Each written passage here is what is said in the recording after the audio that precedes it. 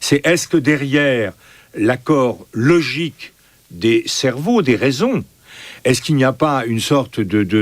d'expression, de pulsion passionnelle, et derrière Poutine, il y a quand même cette espèce de produit monstrueux qui est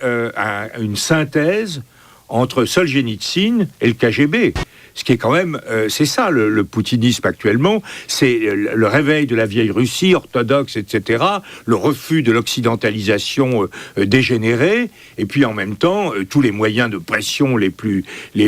atroces qui ont été, enfin les plus atroces, classiques en tout cas, de l'ancienne URSS. Et est-ce qu'on est vraiment, comme l'a écrit par exemple Madame Del Sol, est-ce qu'on est vraiment en face d'une alternative politique, morale, spirituelle, idéologique, qui conduirait à une réinvention, non pas à une réinvention de la guerre froide, mais quand même à une confrontation entre le modèle occidental tel qu'il avait été célébré par un certain nombre de gens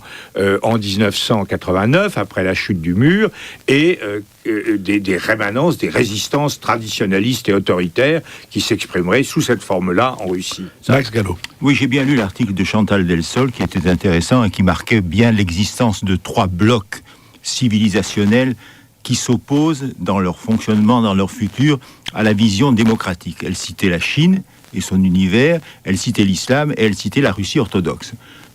Je ne sais, on ne peut pas trancher. On voit en effet des ferments d'orthodoxie militante nationale